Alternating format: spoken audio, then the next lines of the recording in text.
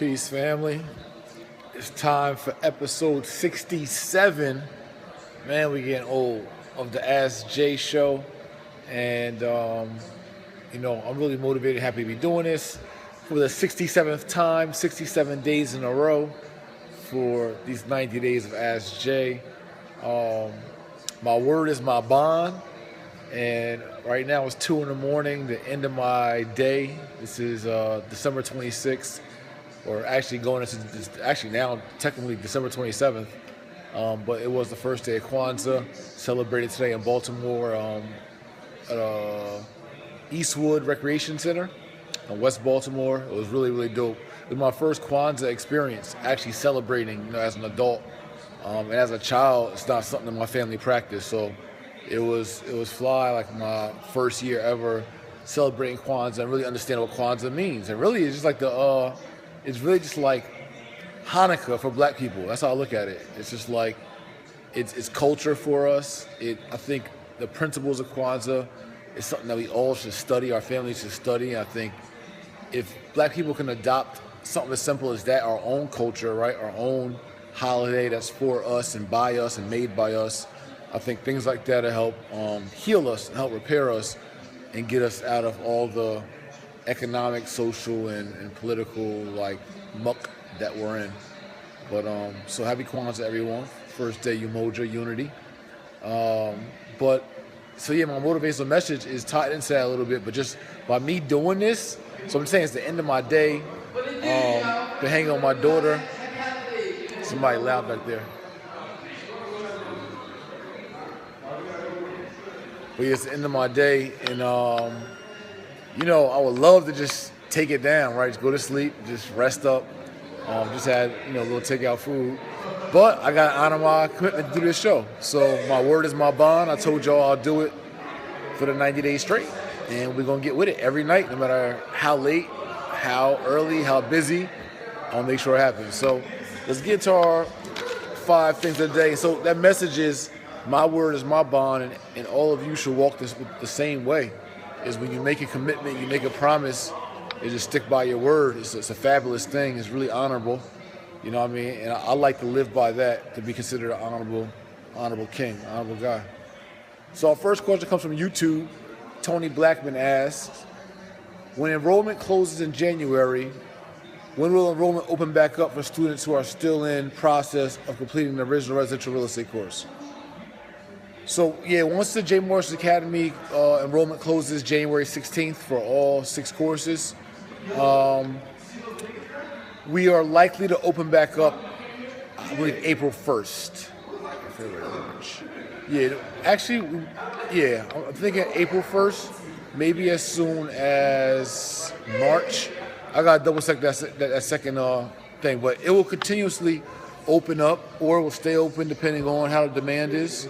But we like to close it out just so that way we have, just control atmosphere and giving students the best learning experience possible, and making you guys make a decision really, and get off the pot. A lot of times when the academy doors just open 24/7, people will just stall. They're like, man, I was thinking about it. I was gonna, one day. But then when they actually see that it closes up, it makes people really get off the pot and just take action. So we want to provoke action for everyone. From IG, Luxury Prince Trivial, something like that. If I've already been enrolled in your academy, but fell short of payments because of other financial barriers, I love how you worded that. Can I just pay the 90? Can I just pay the 97, have access to that third semester, or do I have to bring my balance current in order to continue with the academy? I think you'd have to re-enroll into the new residential real estate course, would be my thinking, but you could ask support at jmorrisonacademy.com, and they could really answer you better, the admissions team. But I think you would have to probably just come in at this point into the new course, depending when you left off. So I don't know. So I'll leave it with an honest I don't know, but so we'll see about that. From IG, But it's great. It's great that you are thinking about your education and thinking about your self-development. Like, I love when people are committed to their own self-development, no matter what kind of barriers we have, hurdles, obstacles. I love that people realize that the information and the education and the training is just that. It's just training them to do something they want to do in life, or training them on a vehicle to be able to build wealth, training them on something they don't know, and they know that works. And we all know that investing in real estate does work. That's a fact. And it is the largest wealth building vehicle in America. So if you don't know how to do it, it will behoove you to know how to do it. Whether you want to do it now or do it later, you should know.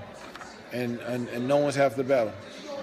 So anyway, from IG, E_Gaudy asks, do you know where I can get the best financing for a multi-family unit as an owner-occupant?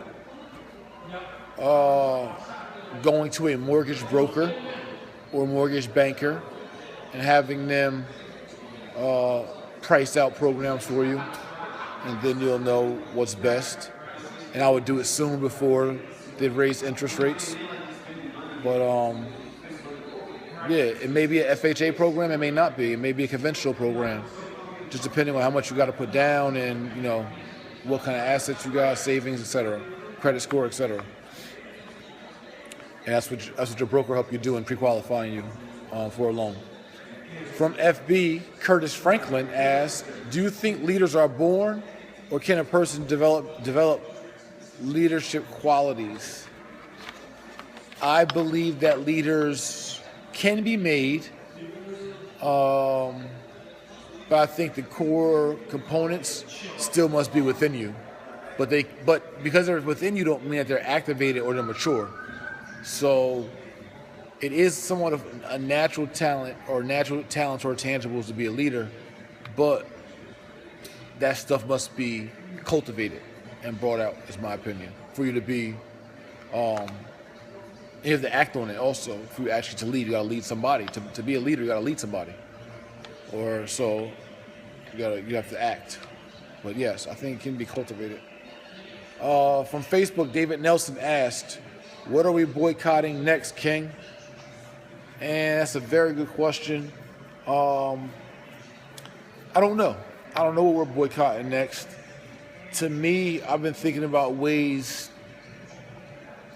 I really been thinking about the unity thing the most. It's like, I look at our flag, right? The red, black, and green flag, the New African flag, Black Liberation flag, Marcus Garvey called it. Some call it the Pan-African flag. Some just call it the RBG flag, red, black, and green. The African American flag. I think that as a people, one of the first things we need to do, and I've been saying this for the longest, and I kind of like died off of it because I just like, you know, I don't mind supporting other people's visions. It don't gotta be my ideas.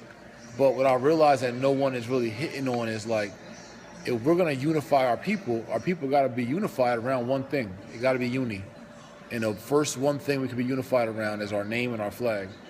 And so I want to stick with that right now. I think before we even can get to more boycotts and doing them effectively and more action as a people, I think outside of our organizations and our religions, we have to identify ourselves as one people under one flag. I think that's the most important thing.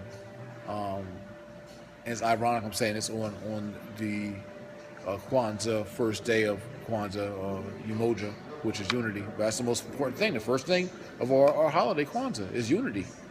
We can't have an effective boycott, and they were pretty effective actually, but not as effective they could have been if we'd have been unified, like really unified, understood who we are, like, and all agreed on who we are. So I'm trying to figure out how to architect or orchestrate that to get 5 billion, 10 million, 15 million black people, at least, out of 42.5 million African Americans, to all identify as one thing under one flag. Then there'll be concrete unity and can take unified action. So that's my thought on that. But anyway, I'm done. I've had my obligation. My word is my bond. I'm about to get some rest. Now, don't forget, yes, what else? Oh, for all you who haven't, start doing and exercising your daily budgets, your monthly budgets, and your Wealth DNA kit, and read the Wealth DNA handbook. It's my ebook. You can get it at jmorrisonacademy.com. Get that book and then start living by those wealth disciplines and wealth non-negotiables. and take your time to learn the wealth areas of expertise. I'm saying it's really important. It's a freebie at jmorrisacademy.com. Like, embrace that and utilize that kit. So anyway, I'm out. Make sure you share this video, like the video, subscribe to my channel, comment below, say something nice, comment, support your king. And you know what's funny? Like, I hear so many people, right? One of my kings is like, he felt funny saying like, "Yo, that's my king right there. What's up, my king?" He felt funny at saying like, "That's my king," right? And a lot of people felt funny just calling each other king and queen, period. But the same people have no problem saying, "That's my nigga," or like, "That's my bitch right there. That's my nigga right there." You know how messed up in the head you gotta be to be comfortable with saying that's my bitch, that's my nigga, but have an issue with saying that's my king, that's my queen? Like, you have an issue with saying something positive about someone, but you talk fluently and say that's my nigga, that's my bitch, and it feels so natural to you. And it's like, but to say, "Yo, that's my king right there," you feel like, wait, I'm not calling somebody a king. Wait, what do you mean? But like, why can you degrade somebody so easily, but then it'd be so hard to elevate them? That's your food for thought. Think about that, man. I'm out. Peace.